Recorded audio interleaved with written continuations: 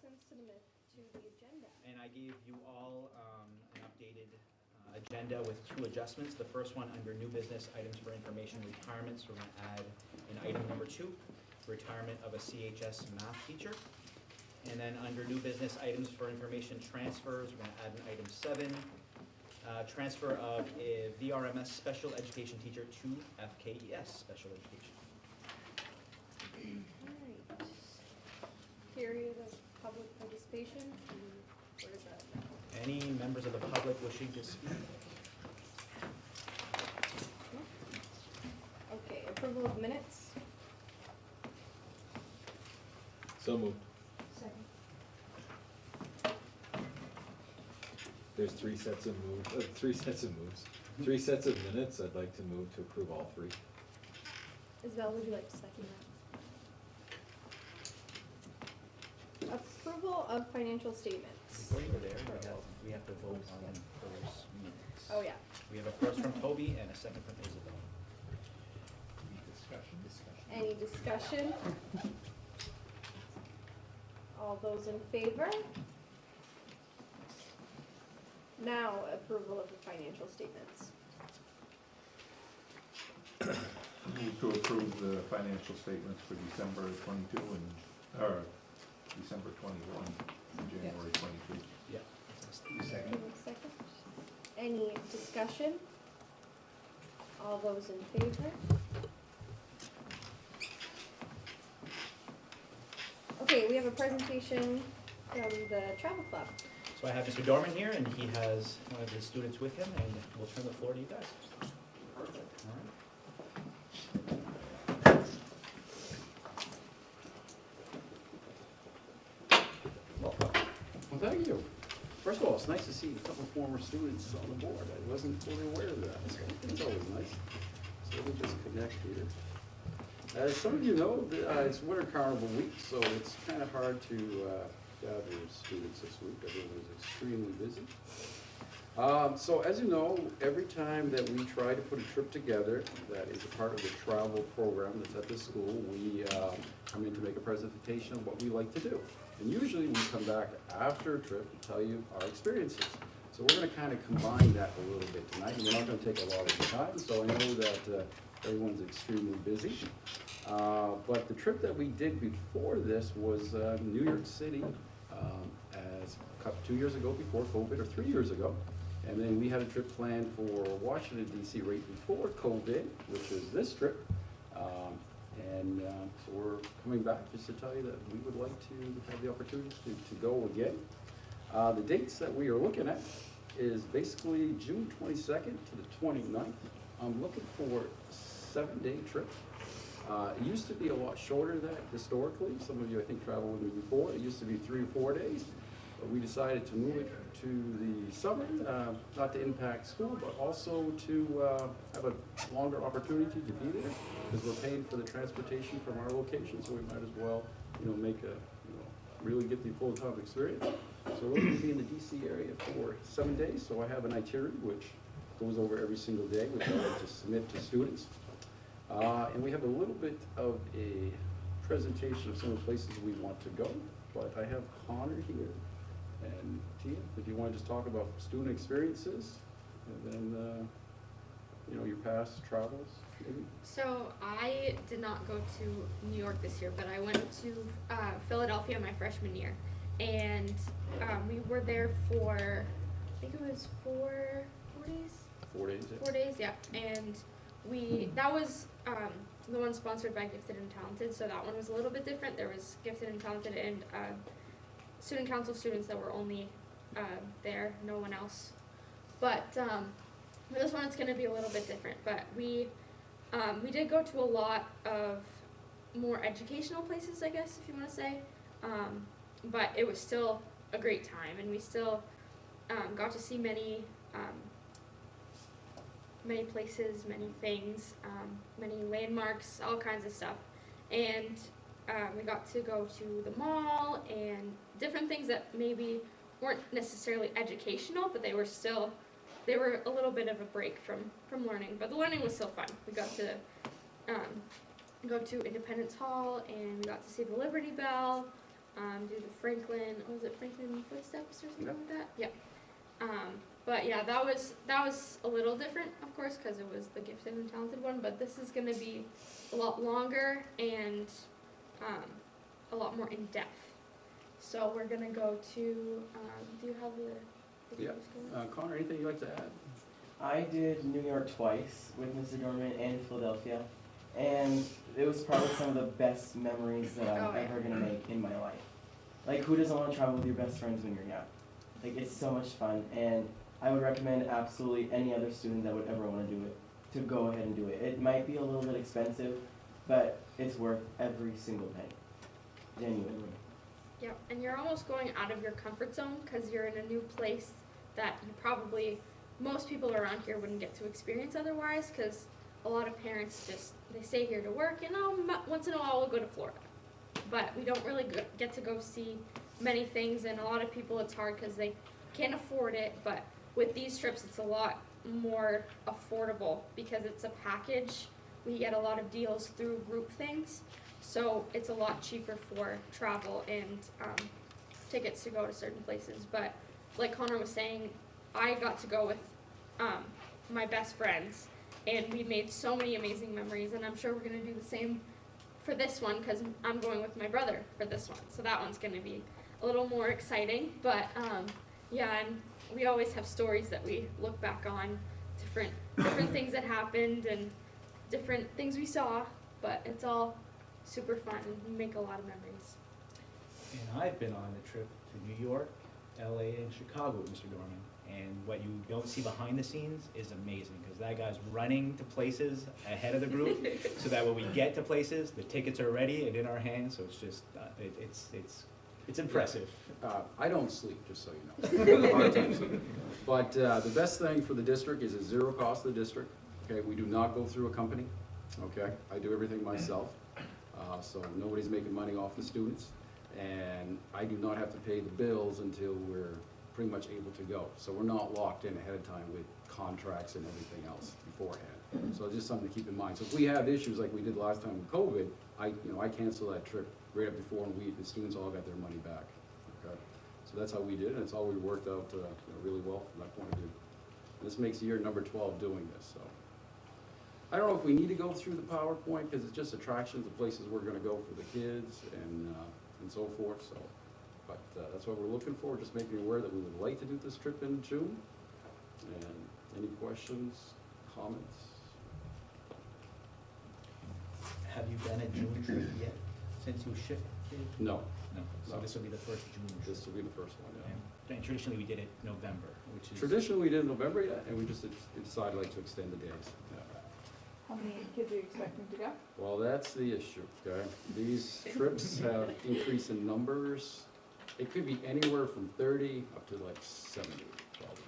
The biggest one was 76 that we ever did, 76 students. That's awesome. Yeah. But our issue is transportation. That's our issue, is to get from point A to point B to an airport. We try to use Presque Isle as much as possible, but that's not always feasible, and sometimes we have to make the trek and go to Boston. Are you planning on flying down for this one? I'm planning to fly out of Boston on this one. Yeah, out of Boston. That's the plan right now. Yeah, so right now we would take the school's motor coach, traveling bus, and we'll head to Boston and fly out of Boston. Because the planes are larger and we get better group rates than we do flying our Presque Isle, because there's only 50 seats on the plane. So it looks like this one will be Boston. Would anyone like to see their slideshow? I would actually. Would you? Yeah. Okay. Connor, you want to come up? I'm putting you on the spot, Connor. Doug, how many chaperones do you usually? It depends on the numbers, because we're fortunate to follow school board policy, so we're looking at about 4 to 5 chaperones. Yeah, main chaperones. I might be interested. Yeah, the worst part is I always have a waiting list. Yeah. For No, I'm just teasing Yeah. you. So I said, well, I'll put you down, because we're getting close. I'm just You teasing. want to just flip through? Just flip them up. Okay, so we're doing Mount Vernon, which is George Washington's home, and to get there we're taking a cruise on the river. So, kind of get an extra little bonus to the trip. And then we're doing the National Air and Space Museum. These museums are massive. Like, there's full-fledged restaurants inside the museum, so it's gonna be an experience. Then the Lincoln Memorial, the Vietnam Memorial, the Washington Monument, which I think we're going inside, right? Well, right now we don't have tickets, but we're hoping. Everything here we're hoping. We have no reservations except for a flight that I have scheduled right now, but we have no reservations for anything. Then the World War II Memorial, the White House, of course, all the other stuff around that, you know, the United States Capitol building, Ford Cedar where Lincoln was assassinated, and isn't that where we're seeing our show? No. No. Then the Smithsonian Museums, there's multiple there, right? Then the National Cathedral, the Jefferson Memorial. We're doing a lot of memorials if you haven't been able to tell. The Library of Congress, the National Zoo. Share your panda fact that you tell us all the time. Oh, the panda pack? Yeah, the pandas are on loan from China, and there's a 10-year contract with them. It's $10 million with the pandas. And the habitat is massive, the size of it, if you've never seen it. And that's the cruise that we're taking from DC to Mount Vernon. Hoping to go to a baseball game. I did a baseball game in New York, and I didn't know what was going on at all times, but it's pretty fun. The mall, of course. I can't go to a dorm trip without shopping. And then our Broadway show that we're hoping to see is Jersey Boys. And That's it? And a couple of these places, we're probably gonna go to them in the daytime as well as the nighttime because it's two completely different experiences. They have different lights and different kind of setups that they do in the night compared to the day. That's it. Thank you. That looks awesome. Jealous. Yeah. When I went to DC with Dorman, we would do a cruise. No, I've improved a little bit. We even drove overnight. Yeah. Like I said, I've gotten a little bit older and a little more high-end, so. Does that mean you're not gonna approve the trip though? Well, it means I can add my name to chaperone. Okay, do we have a motion to approve Mr. Dorman's trip to So DC? moved. Second. Any discussion? All in favor? Thank you. Thank you. Alright, superintendent. We had this agenda item back in November, I believe, and then it hasn't made it back on the agenda. And speaking with the chairman, he said it'd probably be a good idea just to have a brief, just hierarchy overview of curriculum, just because we do have new board members who may not know exactly where our curriculum comes from and how curriculum is adopted. So I just have a real brief, some real brief talking points.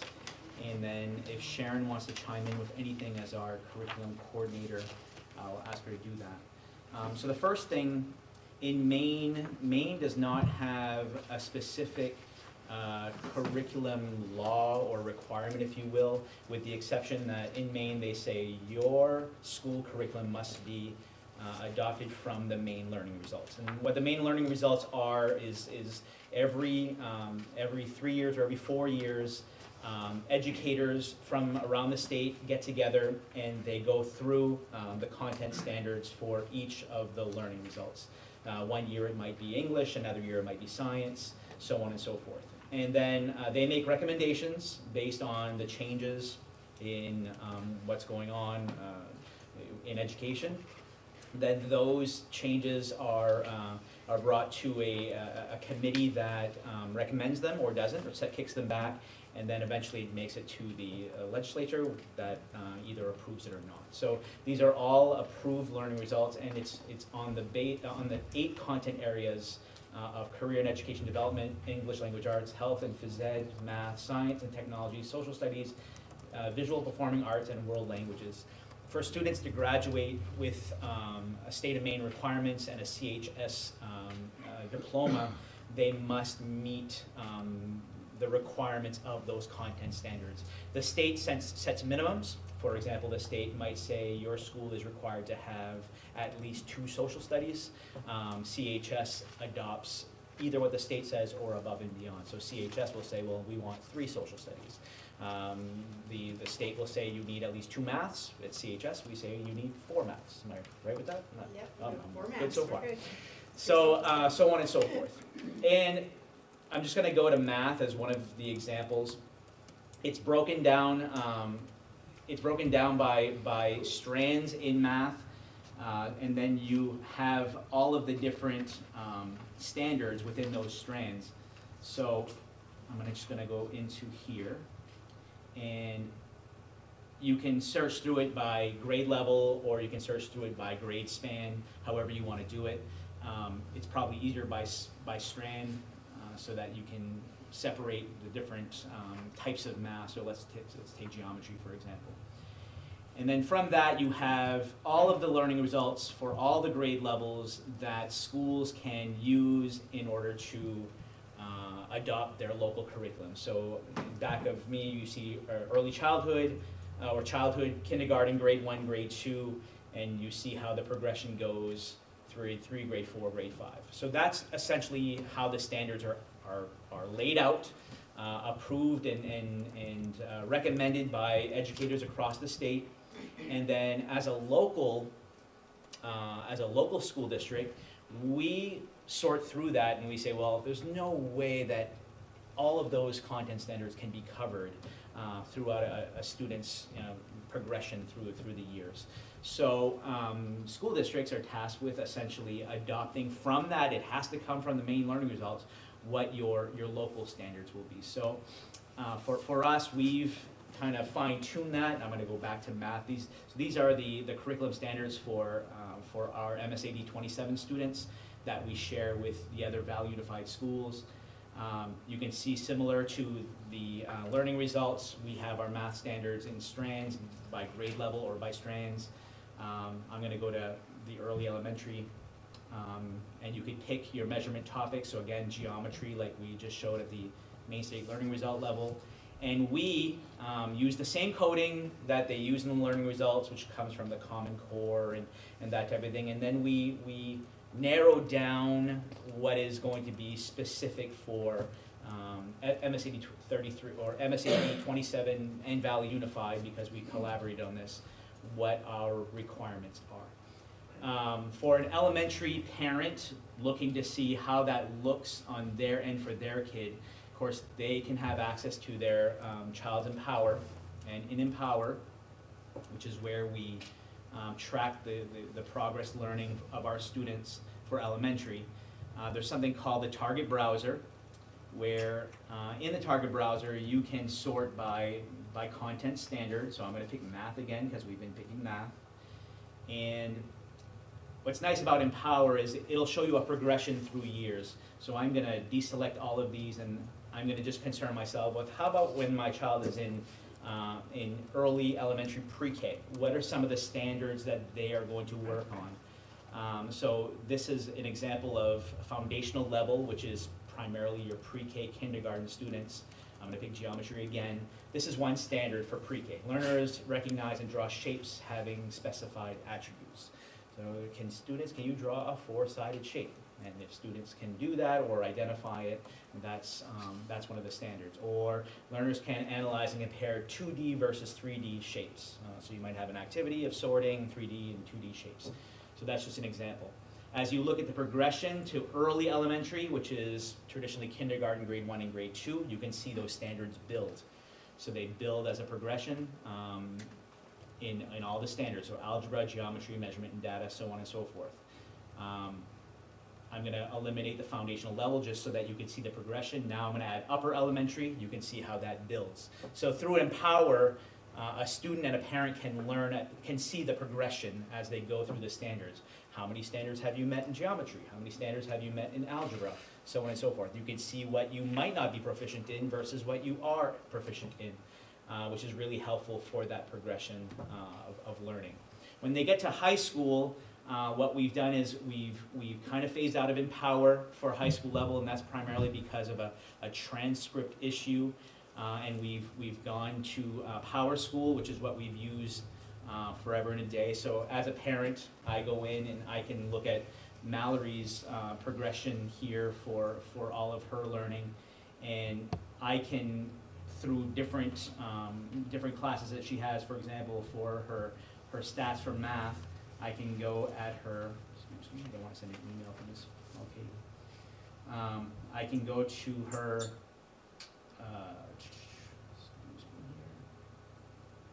feel free to help me there, Sharon. Yeah, grade and attendance.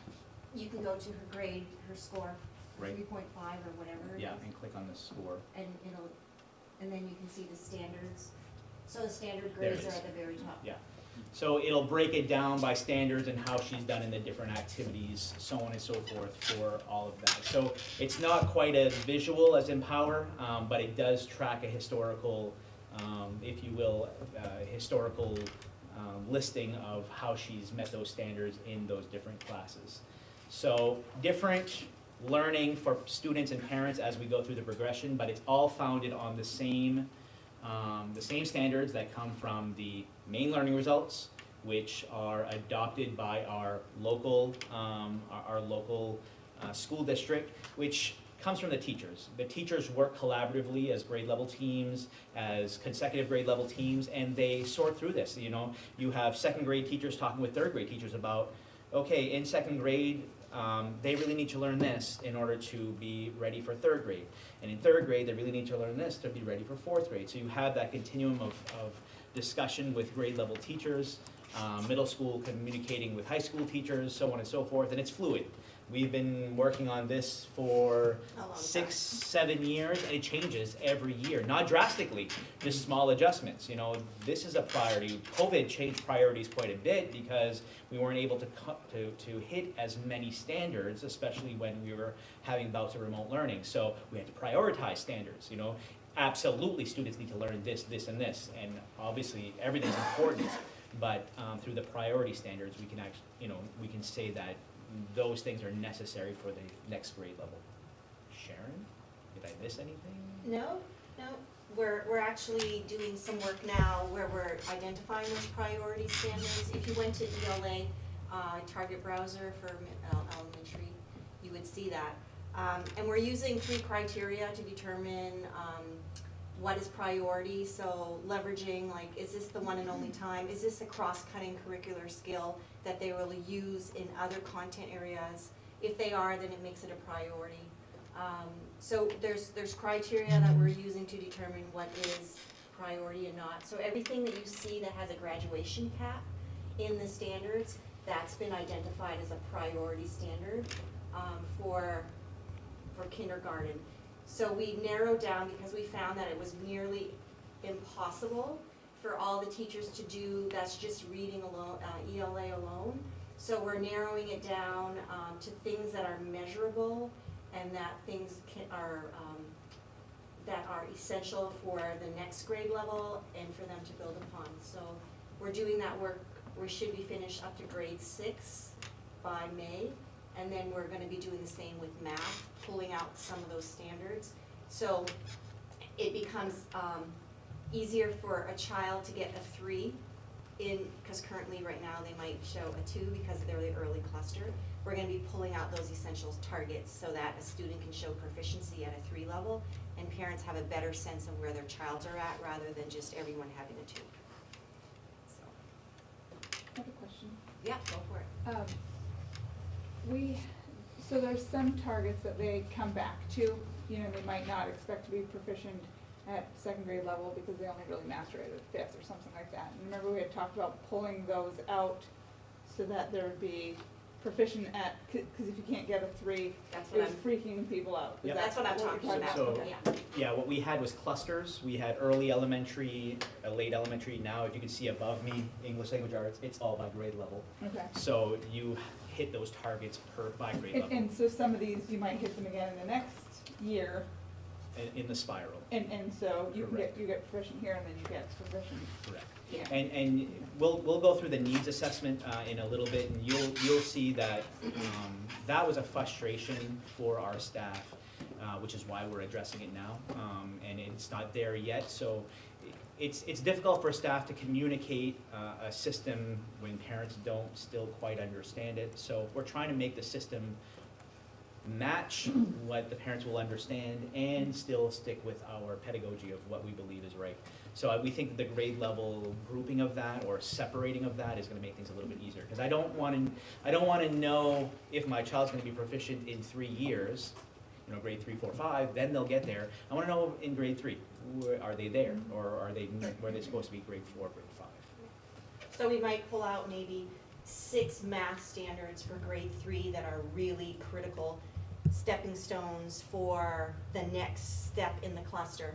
So the clusters will not necessarily be broken down because people are using them, especially in the RISE program, but they will be delineated by either a number that you'll see like 3 or 4 or 5 associated with it, so that you know that the child should be 3rd grade, so they will be pulled out.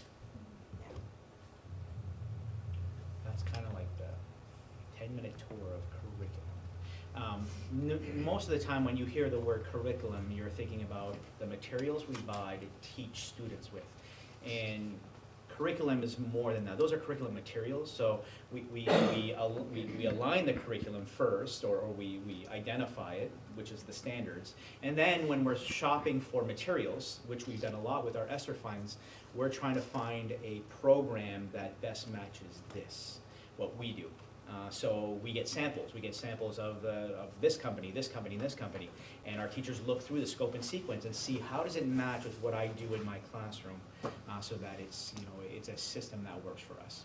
I just have one thing to add to, is that by the end of this school year, all the teachers will have their syllabi completed for middle high school, and it will be uploaded to PowerSchool in the class description. So when you click on that class description, you can see the learning targets that the teacher will be going over, and the benchmark assessment names, or how they will determine proficiency for those. So that is a goal that Mr. Kaleta has been working on with his teachers that we're pushing for the end of the school year. So that will follow the courses, so the transparency of what's expected will be there for parents and students to see as well.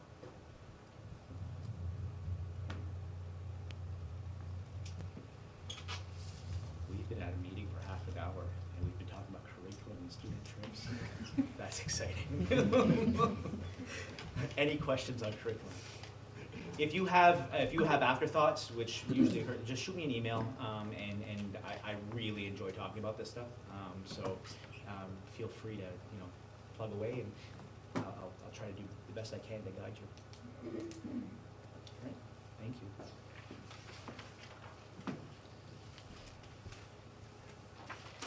Next thing I have under Superintendent is the CHS VRMS FKES Needs Assessment. So we are in full, not full, but almost full, getting back to school business the way that we should mode. And so one thing that I really wanted to do this year in preparation for next year is look at some of the systems we have in place and make them better and change things that aren't quite working. And one of the things that are not quite working, not because of, you know, we're not getting along or anything, but the Valley Unified structure for curriculum leadership has been refined so much in what we've been talking about for the past 6 years that it's in a good place. And so we feel that there really doesn't need to be attention on that anymore. So each of your schools has 2 leaders. In this school, it's Lori Wazin and Mary Pelletier. At the elementary school, it's Amy Levesque and Lynn Plord. Every month, they get together with the Valley Unified leadership team, and we work on these type of things with curriculum. We're in a good place now. What we feel that needs to be addressed now is school-wide needs. So we put out a needs assessment survey for the schools, and I shared the results with you. I'll just start with FKES. And essentially what we're just looking for is what our staff thinking are some of the most, or the biggest needs in their school that need to be addressed. And of course, as a district, we're looking to see if there's any commonality between the schools. But this is in an effort, so I have already met with Mr. Kaleta on this. I'm meeting with Mr. Nadeau tomorrow on this. What we are tasking our building administrators to do is to work with their staff to go over this assessment, look at their results, and identify priority needs. If you look at Forecan Elementary, you can see who answered the question. So 44 responses, 55% of them were teachers that answered the responses. And the first question is, rate your overall climate and culture at your school. So we have that as just a baseline for how folks are feeling about how things are. I always say if you're on the north of 2.5, you're good, versus south of 2.5. So, and then the golden question is this following one. In an effort to improve overall climate and culture in your school, what do you believe should be the top 2 priorities? And those are cut off. Let me get those full responses out for you. I didn't realize those were cut off.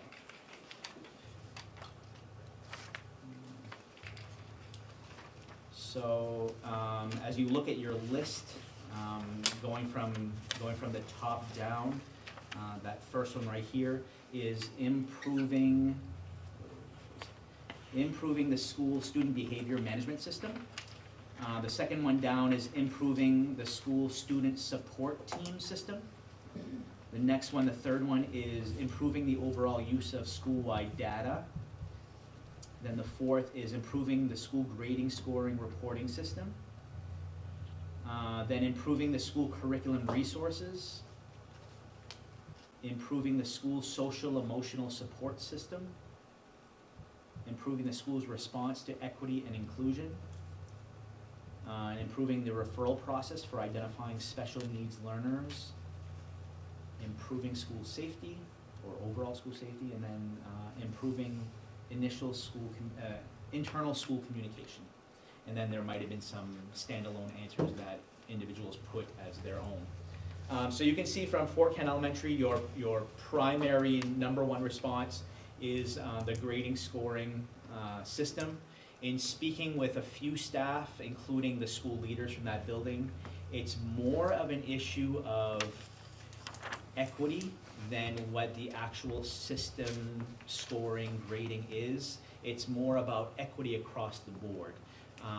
Some staff feeling that they are adhering to requests to keep grades updated every week or every 2 weeks, while others may not adhere to that. So it's more of an equity thing, but Mr. Nadeau and I and Mr. Anderson are going to dive into that a little bit deeper. They're going to do their own work with their staff to kind of figure out what is exactly going on. And you have comments that were left there as well that kind of help with that as well.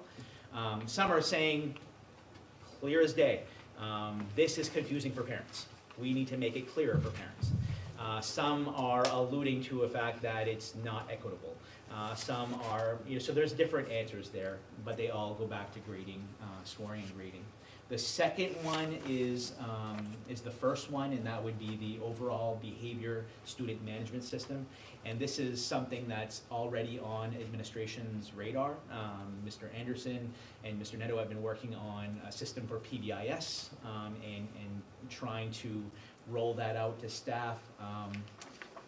This COVID past 2 years has really, really upped the ante on student overall behavior management and that type of thing. We're seeing different levels of behavior that we haven't seen before. So that's tough for staff, and how to have better tools in their toolbox to manage that is going to be essential. When Mr. Anderson and Mr. Nadeau work on this with their staff, I don't know that they're going to identify their staff at, the first one and the fourth one as the survey says. Through those conversations, they might say, well, really what we mean by this is this, and they might figure out that it's really something else. But what we want from them, and the same thing with the CHS, VRMS staff, when they do theirs, we want them to identify 2 priority needs. And those are gonna be school-wide goals for next year. I mentioned the leadership team a while ago to you.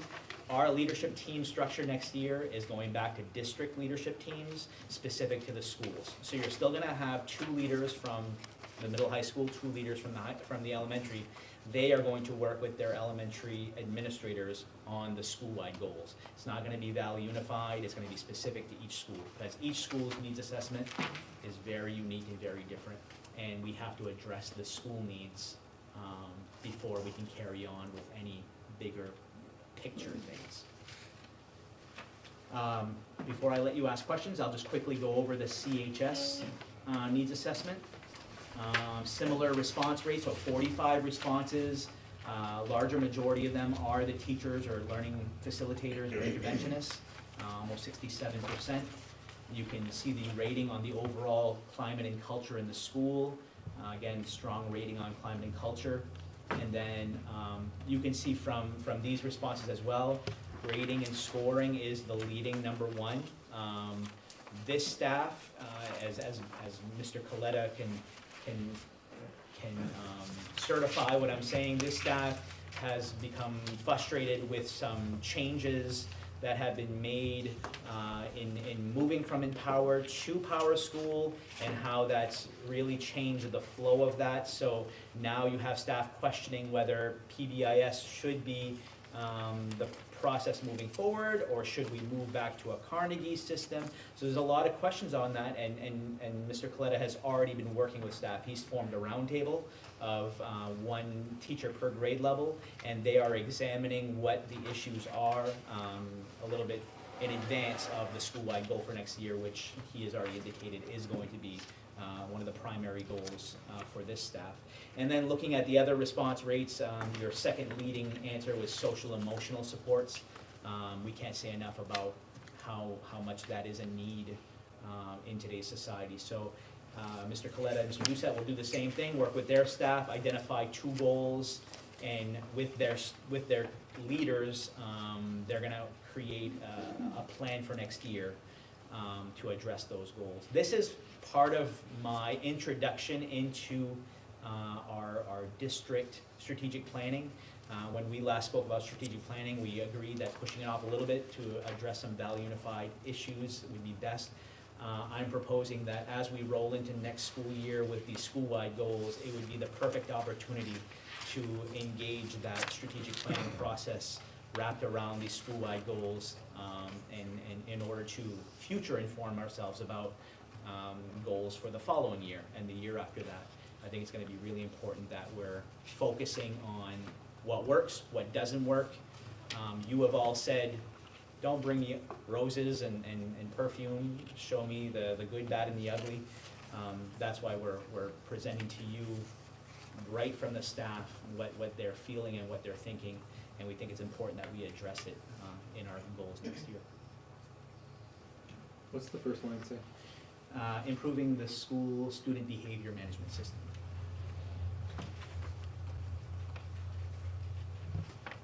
What's, not in the words you guys use, but in the words I can understand, what's the difference between that and like the social emotional piece? Are they overlapped? Are they separate? I mean, it feels like they're very similar. Yeah, and it's a good question, because the question wasn't intended to have that overlap, but I think some staff may have overlapped them. When we were writing this, the behavior management system, it's the system we have in place to get students either the supports they need or they don't, specific to their behavior issues. So we have an online system. Teachers, if it's a level 2 or level 3, log it in. They go to Mr. Doucette's office and he does his wizardly way, or Mr. Anderson's. That was what this question was about. But when you dive into the comments, it's more about social emotional stuff. Well, they're not really that different though, right? They're not.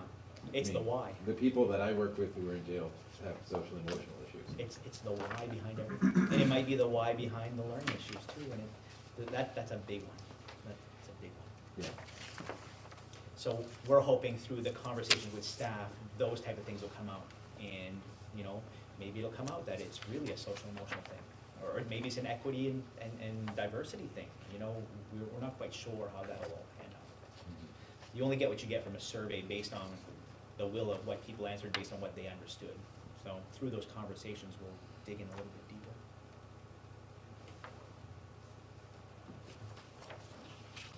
Our goal is to report out to you regularly on this, so once the administrators formalize their goals with their staff, when we reconvene in August for our first school meeting, we'd like to present those goals to you. The school-wide leaders are going to be tasked with presenting to you progress towards those goals mid-year, so in January, they'll come back to you. They'll present to you on how CHS is doing, on how FKES is doing specific to their goals, and then a final report out in June on whether or not they've met the goals and what the new identified goals are for the upcoming school year. We'd like to make this a rolling thing for improvement.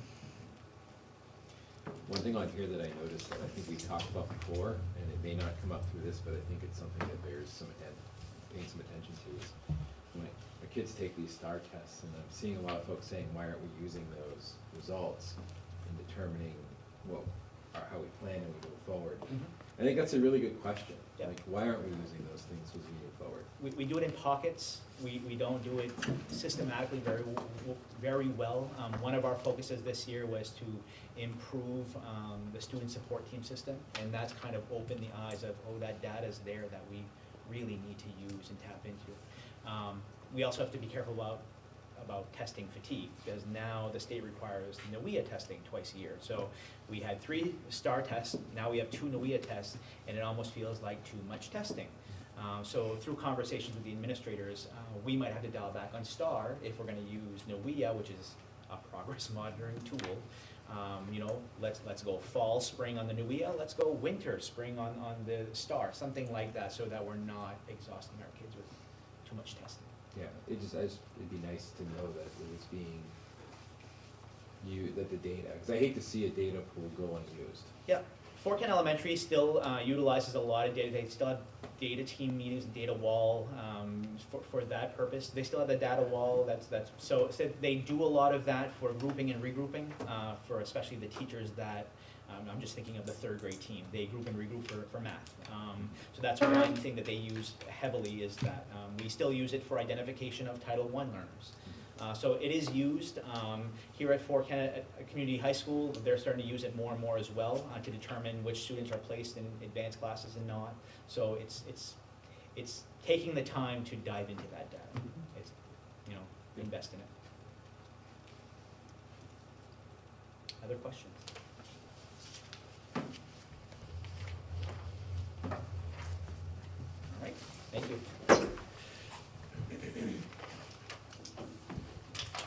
Oh, I do have a timeline that I put in your packet, just to give you an idea of what I'm envisioning for the strat plan process. So as I explained to you, administrators are going to work this month. We're going to meet on the needs assessment. They're going to work with their staff until June on identifying those goals. Summer, we're going to re-roll out that stakeholder survey that we sent out, just as another reminder to our stakeholders that we're conducting this strategic planning process. And then what I'm looking at for creating that strat committee would be around September, and then working from September to January on that strat plan, presenting to you in winter next year, and then having that plan adopted by the end of next school year. So that's kind of my big picture idea. You gave us Madawaska's thing. Yeah, sorry. That's yours, but it's Okay. the But title is in wrong. the Oh, I'm 67, sorry. it does say. Yeah, yeah, MSAD. no. And theirs is an actual different timeline, so, yeah. Yours is more advanced. Yeah, it happens, you know. Questions on that timeline? I believe that's all I have for you. You do have administrator reports in your packet, if you have questions for the administrators.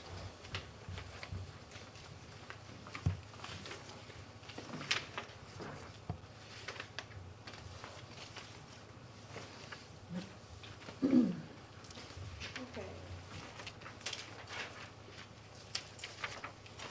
You're doing great, Larry. We didn't have I only had 2 of the administrator reports. Oh, And it could be that they didn't get in the packet. I'll see if Jackie can forward the ones that Okay. didn't get. Which ones do you have?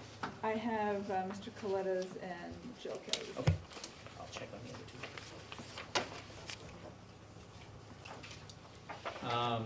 I did have one more item. It's item E, board agenda adjustment suggestions. One suggestion I'm just trying to make in order to make our meetings a little more engaging, and you saw it tonight. I'd like to try to have a presentation as part of every meeting. Nothing long and overdrawn. You know, Mr. Dorman came in with a presentation tonight. I think it's important that we have some kind of educational presentation. I already have one lined up for our next meeting. And it might even be in lieu of a principal's written report. I might be asking Mr. Kaleta, you know, this month can you present on something, and so on and so forth. So it's okay with the board. I'd like to have just, you know, 5-10 minute presentation every meeting. That way we're seeing kids, we're hearing from them, we're getting back to what this board signed up for, which is teaching and learning, which I think is good for us. It feels good. I like like student life, you know, what's going on in the schools that we don't, I mean, we haven't talked about really a whole lot in the last couple of years, but this is awesome. Yes, I agree. If you have any other suggestions, and what I've been doing is I've been going through other school districts' board agendas, and they're all pretty bored. So if I can find something that is engaging and exciting, I think we could adopt it. If you come across something that you'd like to see as a way, maybe it's even the way the agenda is ordered, let me know, or let Keith know, and he and I can discuss, and we're just trying to make this a better use of your time for the 2 hours or so that we're together every month. So. Can we just have a rule that nobody reads PowerPoints? That's the I don't care if it lasts 2 hours, just don't read PowerPoint. Today, we are here. Yeah. All right. Okay, that's all I want. Okay. Next up is committee reports, starting with the policy committee. I would like to set, so I've been speaking with the chairman, and we are both in agreement that the policies need a revamp. I don't know if you remember when I came on board, it was the same time that Toby came on board. We had reached out to Maine School Management, asked them to do a policy review. The board approved it. We shipped it off to Maine School Management. They never did it. I think what happened, they were in transition of some policy people. It dropped the ball, and then it fell off of my radar. And although that at the time sounded like a really good idea to get all of our policies aligned, it really doesn't do justice the fact that Giselle and I don't get to go through them and really look at what they say. So I think what we'd like to do between Giselle and I is go through each section at a time, and then meet with the policy committee to present to you our recommendations per section, then bring them to the board, either one section at a time, or if they're really heavy, like a student section, maybe 2 or 3 parts. But we've already worked through the majority of A section policies, and we still have that policy BHC, which was the board relationships and communication with staff, that was tabled last meeting that we want to talk. So I'm looking from the policy committee, was Toby and somebody, and Abby. I'm looking to see, can you meet one of those dates which comes before our next meeting? I'm looking for a 3 o'clock to a 4:30, unless that doesn't work for you and you'd like to adjust that. Let me know. I'm open the 21st and 22nd. I can make one of them work. You pick one. What's better for you? Let's do the 21st. I've got an appointment that gets done at 2. I can just end my day. Okay. Sure. I'll send you a calendar invite so that it's on your calendar. Thank you very much.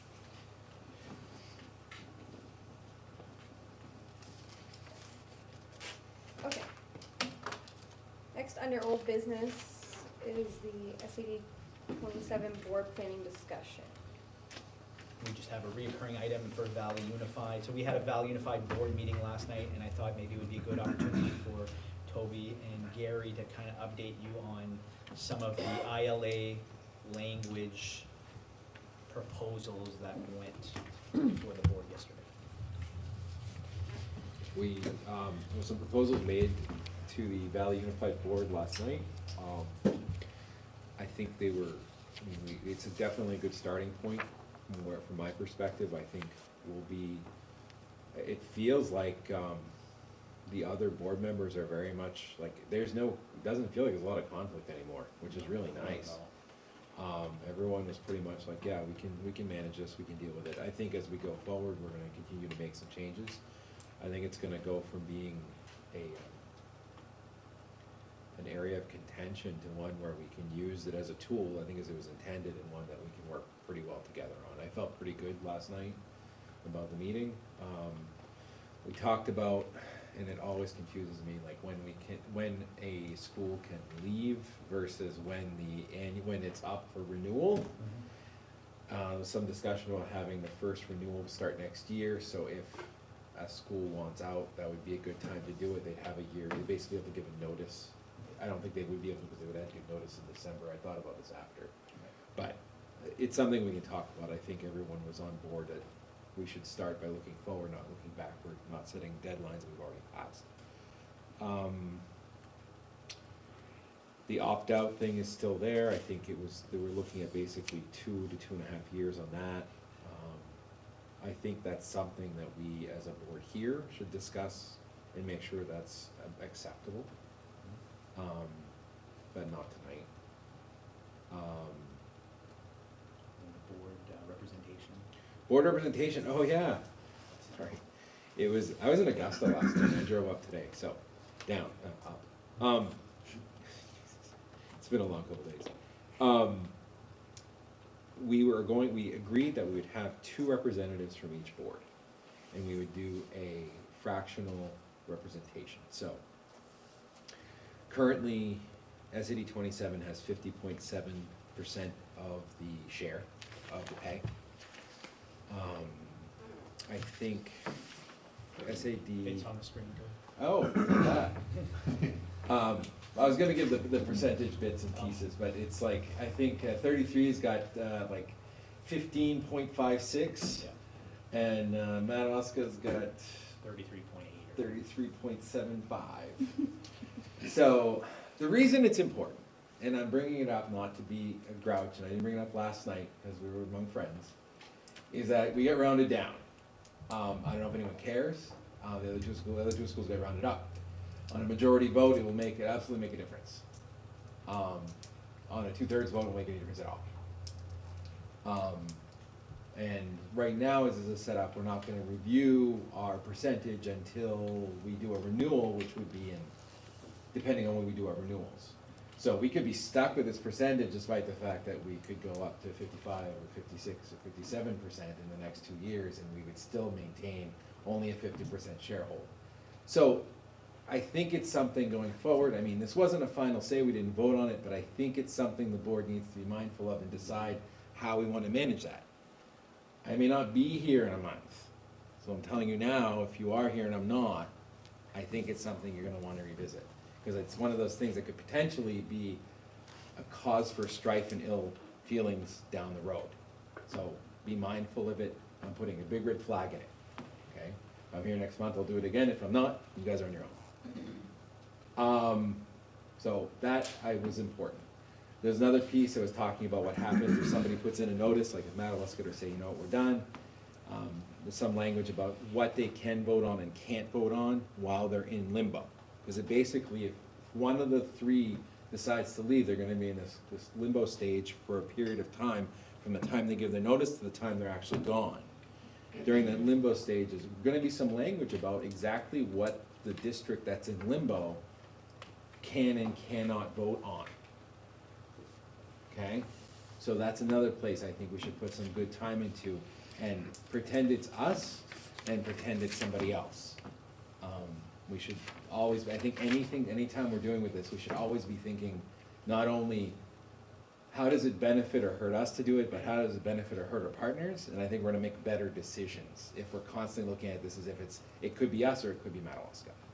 I think looking at it like, oh, if we wanna do this, we should do this, I don't think that's a good plan. I think we really should be mindful to constantly be thinking how it affects us, if it happened to us, and how it affects us if we do it. So that would be how I leave this. What I think is a nice, I don't wanna say a win, but a nice move forward is that I think everyone at the meeting yesterday acknowledged the fact that a cost share is a good way to represent your voting share. So obviously the numbers, when you have, you know, 0.5s and 0.7s and 0.3s, it makes it hard. So that was just a draft of what it could be, but you've gone from 1/3 of a share of a vote to now ultimately much closer to your cost share. Yeah, and I'm just, the biggest thing is I think originally the plan was only to adjust the share, the vote share, every X number of years, however we decided to set it. So there's a potential situation here where we could go 3 years before we would reevaluate our voting share. Our cost share would change annually, but our voting share would only change every 3 years. And that's the thing that after pondering it later after the meeting, I thought, well, that's something I should bring to the board's attention, because I don't know, I mean, given that we reevaluate the cost share every year when we do our budget, it seems like it wouldn't be hard if we're just doing percentages to right down the line, adjust our voting share annually. And adjust it to the actual percentage, is that what you're Yeah. suggesting? Yeah. Instead of having it 25.02%, is that what you're saying? But that was just my thought, but nothing's in stone here. There's gonna be, I'm sure, plenty more meetings, right, Ben? And what's our cost share right now? 50.7. So, yeah, What was it last year, our cost share? Bring it up.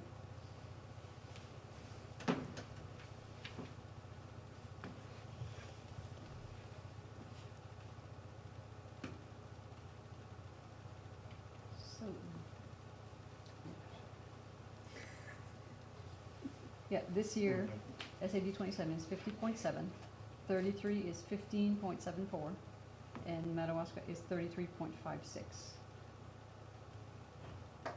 Last year, Gotta remember, SAD 27 was 50.8, okay. 33 was 15.5, and Madawaska was 33.6. It's a hybrid of students and Valuations. evaluations. So there's gonna be some fluctuations. I'm expecting, well, God knows what's gonna happen. Because I think Frenchville's up for another evaluation. There's all sorts of changes coming. So, but, And to change that in future years, what does it take for a vote? we'd have to change the The ILA. supermajority. So I think, like I said, going forward, it would make sense for me to just tie it annually when we do our budget. We have the number from Lucy. And we just tie it directly to whatever our cost share is, and boom, from that point forward, shuffle the deck, all the votes are accordingly. That would be my inclination. I mean, but it's tough, because, I mean, Ben was trying to make percentages out of fractions and fractions out of percentages. This is why I don't do it. I suck at that too. It took me 2 hours after the meeting to figure out that I was 1 percentage point too many. I was at 101%. My wife helped me. So, but that was the meeting last night. Otherwise, I don't think there was a whole lot that was that exciting. I think that was important. About Gary, is there anything you think I missed? I think that covered it. Cool. We're gonna have another meeting in about a month, and kind of look at some of the proposals from yesterday, and then keep hammering away at it. I think we have some momentum on the ILA, we don't wanna let it go. It's a good time to iron it out. I think it is. Now, one question I have for you, Ben, that I forgot to ask. Who's handling the ILA? It's gonna be handed off to lawyers. Who are they? We're not gonna talk about that today, because I don't know. Okay. It won't be one shared firm, obviously, and then it can't be the previous firm, I believe, because there's an issue of, so that it would have to be any other firm. Probably what we did for negotiations. Yeah. Which should be fine. I think it'd just be cleaner if we all had our own people. I believe that's how it would have to work. Unless you just want me to stand it. And the Valley Unified budget was approved last night, it was less than $20,000 in the change. I think your increase here to 27 was 8,000 Yeah. and change of an increase. Correct. All right, new business under retirements. We do have two retirements. The first one is the retirement of a RISE facilitator at Forecan Elementary. We got a very short email from Lori Roy, and this would be her last year at FKES. Motion to, Do you wanna do the other one and do both resolutions? Sure. Okay. Yeah, and the second one is an adjustment to your agenda. We just got an announcement yesterday, and it is a retirement plan for from Donna Kaleta. Donna plans to travel with her husband. all right, do we have a motion to approve the two retirements of the RISE facilitator and CHS math teacher? So moved. Second. Any discussion? All those in favor?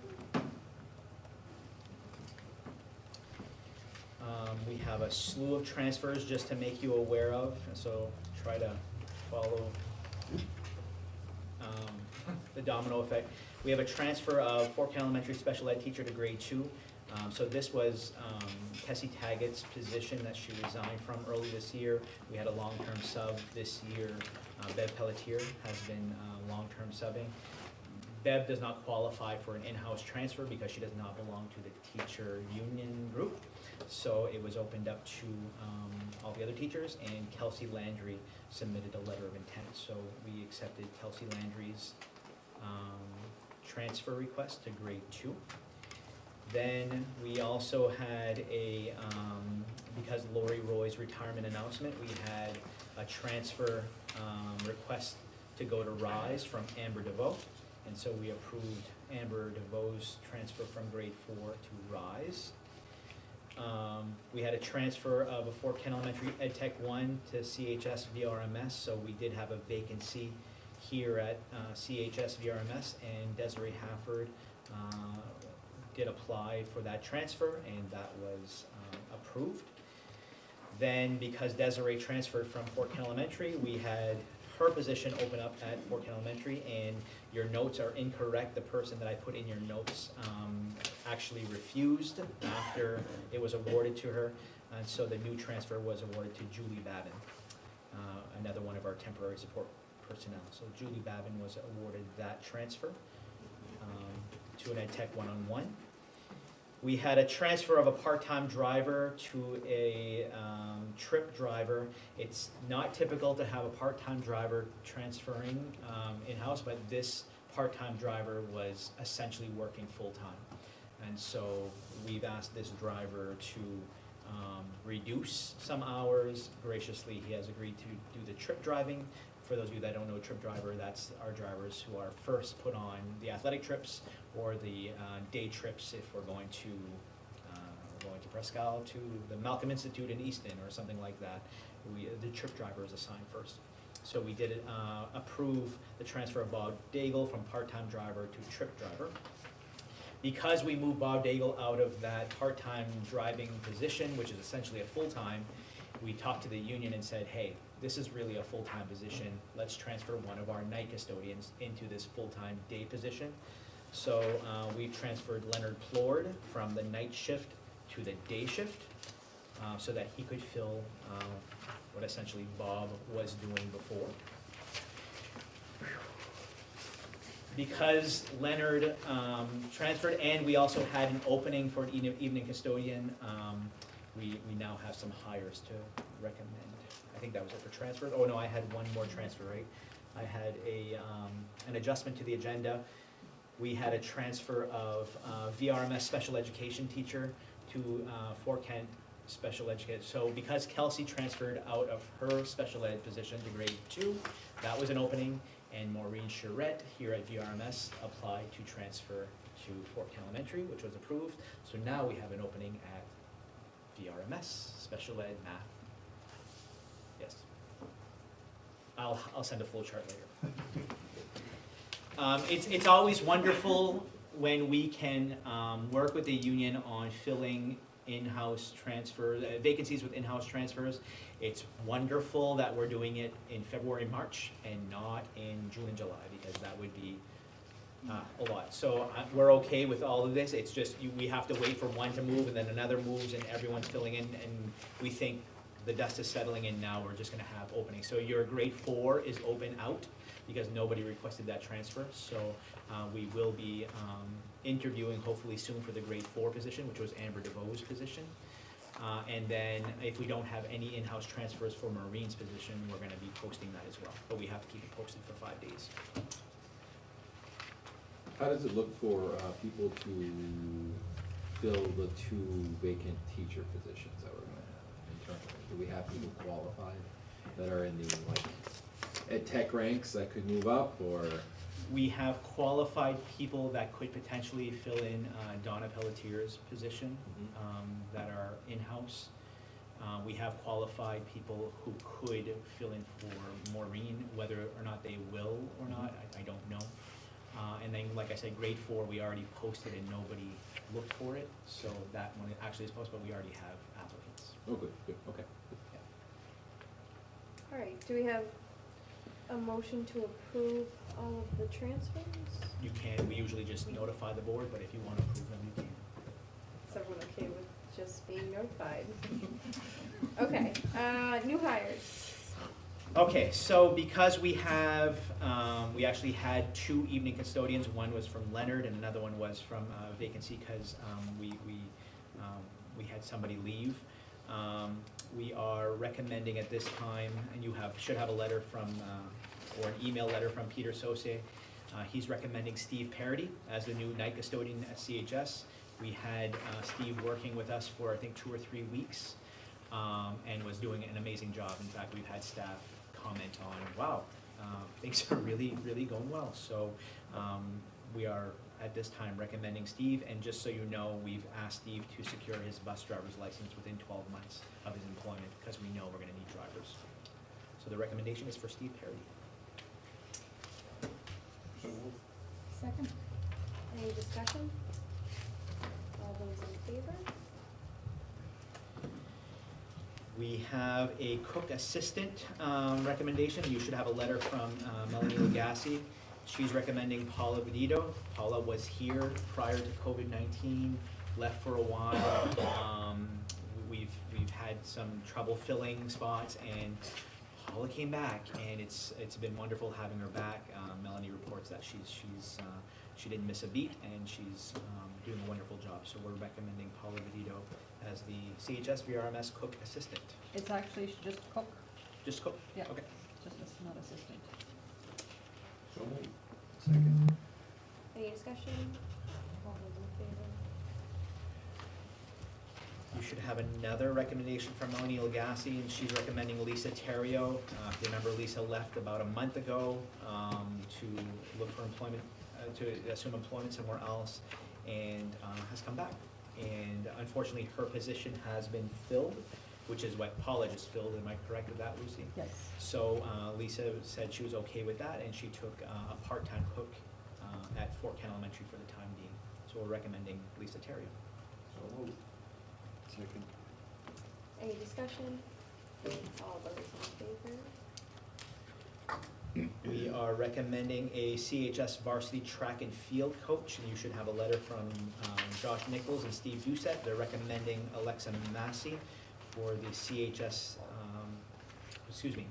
they're recommending Sarah Mulcahy for the CHS track and field coach. So moved. Any discussion? All those in favor? CHS varsity tennis coach, again, a letter from Josh Nichols and Steve Doucette. They're recommending Alexa Massey for the CHS tennis coach position. So moved. Second. Any discussion? All those in favor? And a CHS varsity softball coach. Again, Josh Nichols and Steve Doucette are recommending Kendra Raymond as the girls varsity softball coach. So moved. Second. Any discussion? All those in favor? That's it for new hires. Current openings. You have a Forecan Elementary Grade 4 teacher, you have a CHS VRMS evening custodian, you also have, you're going to be having a CHS math teacher. Although we do have to post in-house for 5 days. And we will also have, we posted today, VRMS, so a special ed teacher, Maureen's position. So those are our openings right now. All right.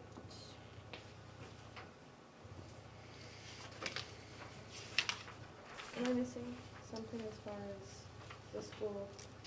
Oh, no, those are board meeting dates. Okay, so approval of the 2022-2023 meeting dates. You should have the draft meeting dates in your packet. Following pretty much the same schedule as this current school year, essentially a 5-week rotation.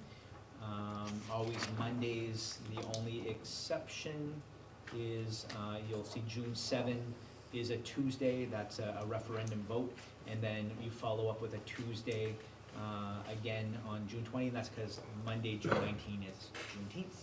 It's a holiday, so I'm just recommending the Tuesday to finalize our meetings. All meetings at 6 p.m.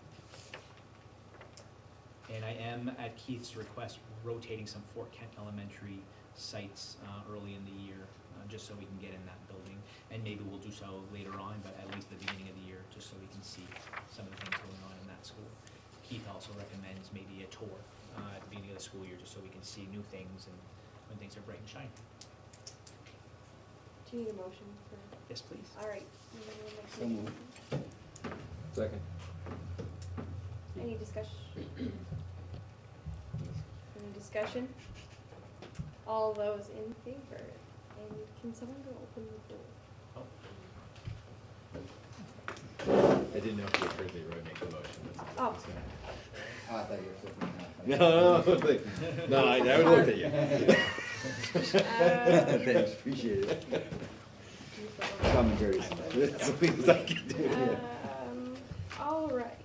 MSAD 27 Technology Integrator. So this board approved a Technology Integrator prior to this school year, and at that time it was recommended we fill with a contracted service. We had, was in technology looking for a contracted service for us. We actually filled one at the beginning of the year. The individual who accepted the job quickly turned around and accepted a job at his previous employer who was paying more money.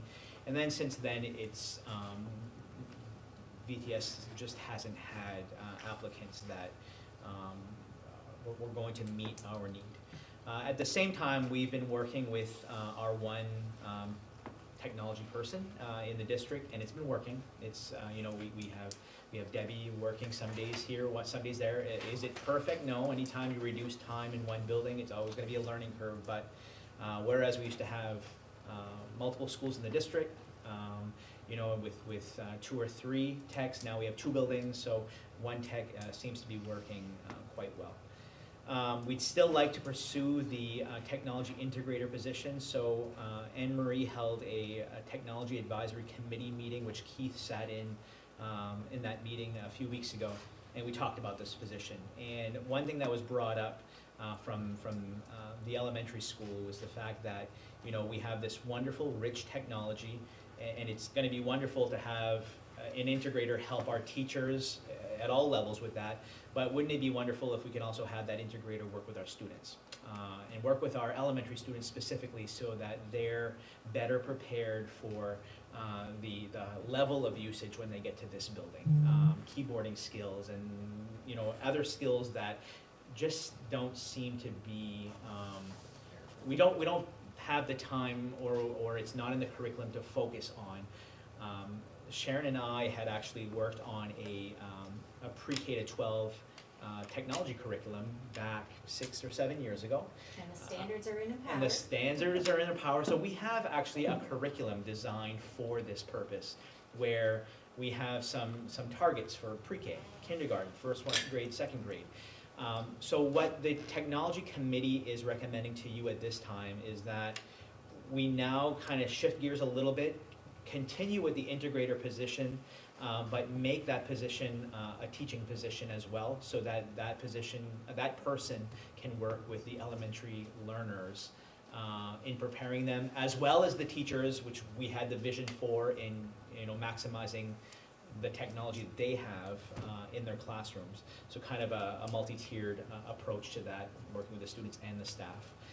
And we're hoping that you will all agree that that's a better direction for the district in filling for next school year, 2022-2023, because this year it's kind of late in the game to implement something like that without really thinking through how that looks like and how we're going to implement it.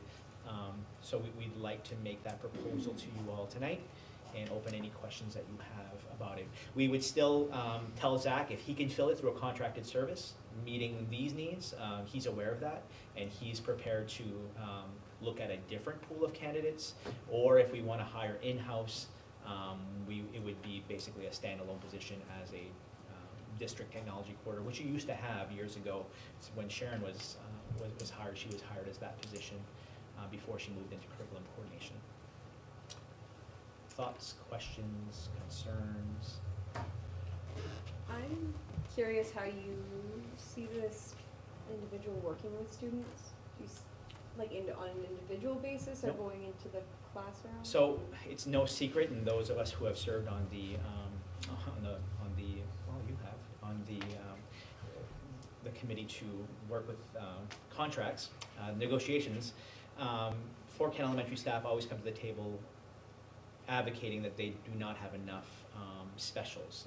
Those have dwindled down, so we view this as another special where a classroom goes in, gets technology integration with this individual as a special, in addition to music and physical education. It looks like we're going to be moving away from religious release time, so that's one less thing that they're going to have, and inserting this back in says, yeah, this is going away, but we're doing this. So full classrooms, and the classrooms are working on those curriculum that's set for that.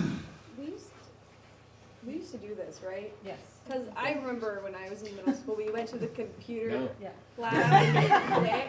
You used to have couldn't look I at- think it was a hybrid couldn't look art at the- teacher and keyboarding. Keyboard, you had to look at the Yeah. screen It and they was come Mayor around and Jeff watch Jackson, you. I think was the last one. Yeah, Yeah.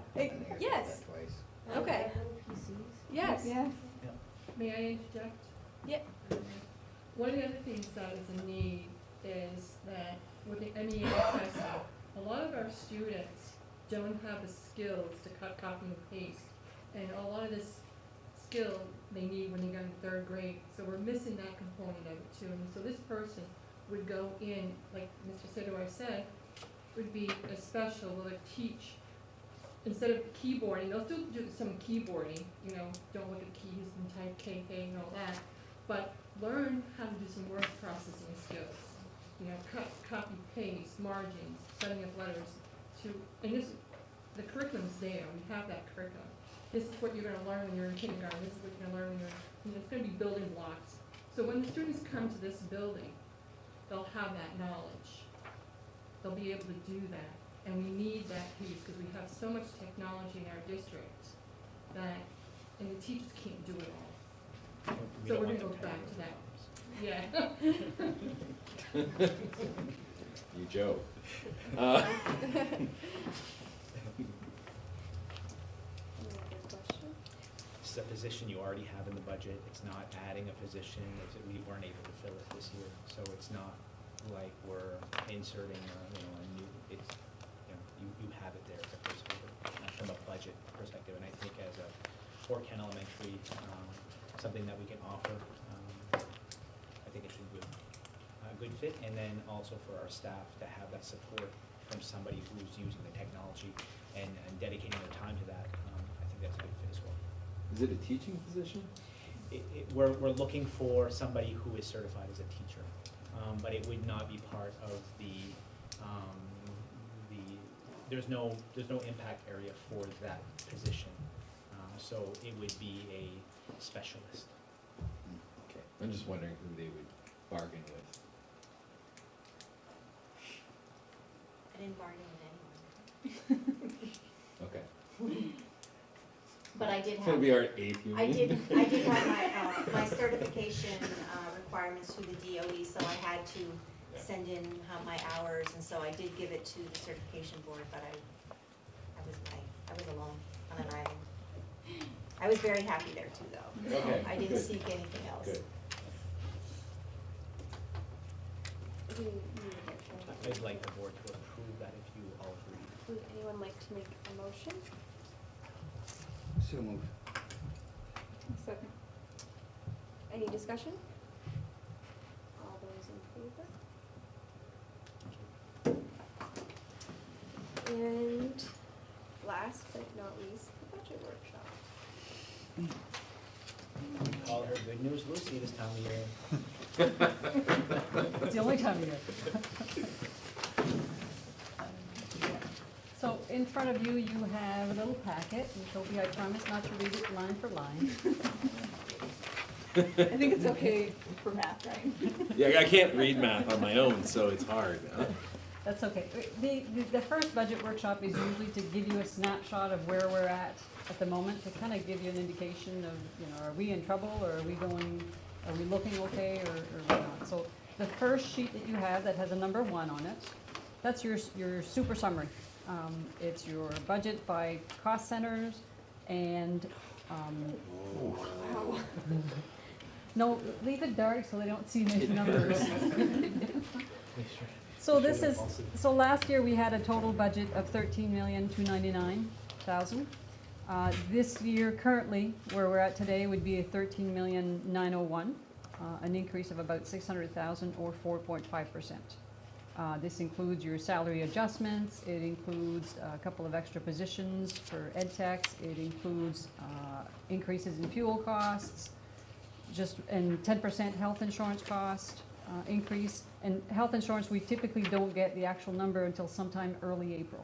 So this is a placeholder, and some of the things that I put in there are placeholders anyways. As we go through the budget process and get closer to April we get better numbers, and I update as needed. So our first look is now at 4.5% increase, which I was pleasantly surprised that we were that close. It includes capability of doing the project, same as what we did in this current year, and that worked really well, where we put a fixed amount of money available for projects in general, for facilities, and we're able to pick and choose the amounts based on the time frame of when we can get things done, and when we can get materials, and when we can get the workers, and whatnot.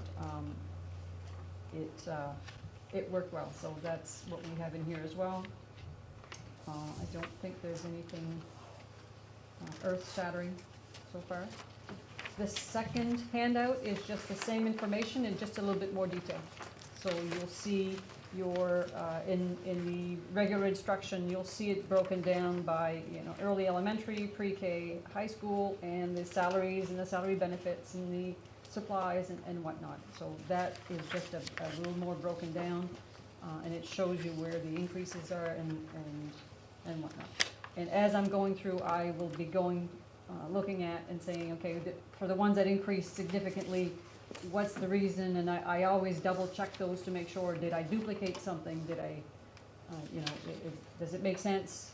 A lot of the increases, some places, as staff move around, I also move the budget around to reflect where they're at now. So when, you know, when you look at the transfers that happened tonight, one teacher's moving from Valley Rivers to the elementary school, or from high school to the middle school.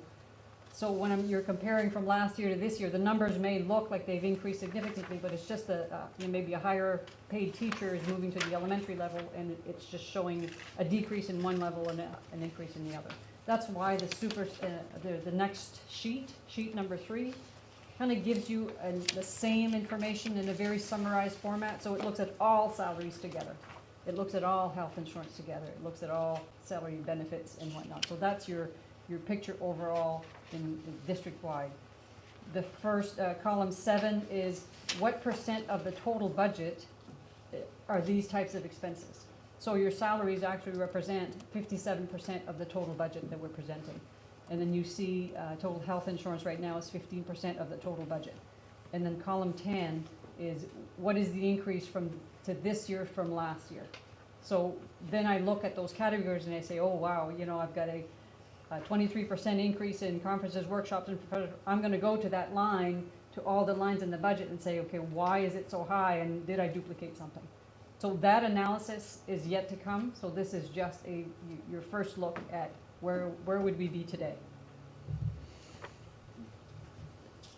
The fourth sheet is looking at, okay, so the first three sheets dealt with the expense side of the budget. The fourth sheet is where are we gonna find the funds to cover those expenses.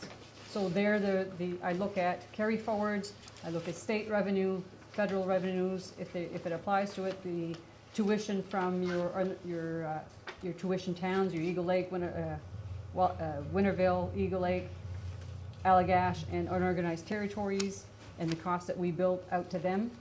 How do they compare to last year? Some of the tuition fees have actually shifted because some of the tuition towns may be sending fewer students or whatnot. So I update all those amounts.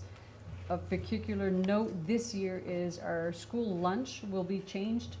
Last year when we budgeted, the last couple of years, we budgeted as if we were potentially going to be sending meals out if we had to go remote or during February break or April break and whatnot. I've adjusted this back to just the school days that we typically have been done in the past. The change this year is that the state is reimbursing for all meals. The meals are free for the students. However, during the pandemic, the state reimbursed at a slightly higher level, as if it was they called it the summer meal program, but they expanded it to all year. This coming year, they're gonna go back to the regular rates, which are slightly lower rates. So I'm anticipating that we'll get a little bit less funding than we probably had in prior years, but I really won't know until we get into it. And we have had to increase the staffing level in our schools. The absenteeism, not absenteeism because the people aren't showing up, but the illnesses and the subs, and we're constantly having to try to find replacements. So we actually hired, I think it's 1 or 2 additional people. We've got one person that's been absent for a couple of years on an illness. But the summer program or the school lunch program is one that is a highlight for me. I'm going to keep my eye on that and keep analyzing it. The state funding increased a bit, and the requirements from the local decreased a little bit. But because we're always above the funding level, the additional local, it doesn't impact us that much. But right now, we would be, if we look at the next sheet, which would be if we were to go to town today and ask for this particular budget, we'd be looking at a mill rate increase of about 0.89. The highest increase would be in Wallagrass of 10.9%, and the Fort Kent would be about 9.7%, and the other 3 towns would be in between that. Again, as I adjust the budgets, this will be adjusted as well, and likely, hopefully, go down. If you remember, last year we actually had additional state local that just last month you voted to put half in a reserve. If you look at the blue section in that sheet, the amount that you received as extra funds was $236,000. You voted to set half of the state funding in a general reserve account, and the other half to go towards fewer tax assessments. So that half of that, so $118,000, is something that could be used to reduce this if at the next budget workshop we find that we're either still at the same level or is not quite as low as you would like to take it to the towns. So this is our first look at the budget. You can actually hold on to those sheets, but they're not public at the moment because they're not finalized. But if you want to if you look through them and had questions, please email me and I can dig a little deeper. And we say this every year, so first draft is essentially everything that was asked for goes in the budget. So this is your maximum. And definitely it won't be what we be presenting next time. We'll be looking at it a little more thoroughly and thinking about what we can either eliminate or push to Yeah, typically this is our wish list budget, but because we had the federal funds and the Easter funds and whatnot, there's very little that we haven't been able to cover using those funds. So there's no furniture, there's, you know, very little technology that's new. We've addressed a lot of those demands or those needs through those funds. So these are just, you know, this is a really good, well, now we're just kind of tweaking and analyzing where the increases are and making sure I didn't duplicate something.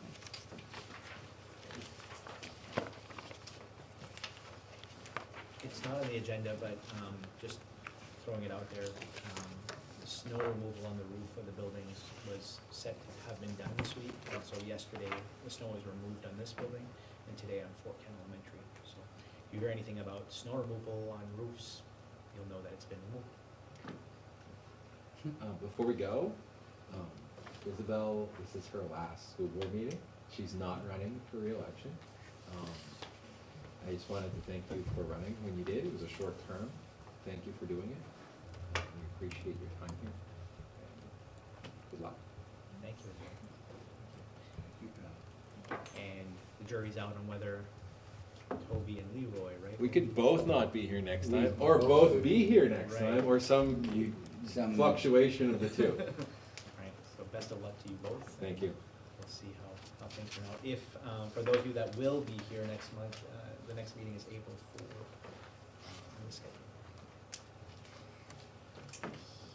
Have a good day. Do we have a motion to adjourn? So moved. Second. Discussion? Wanna All discuss those Gary's? in favor? I'd like to talk about it. Too late. Yeah, power You missed your chance.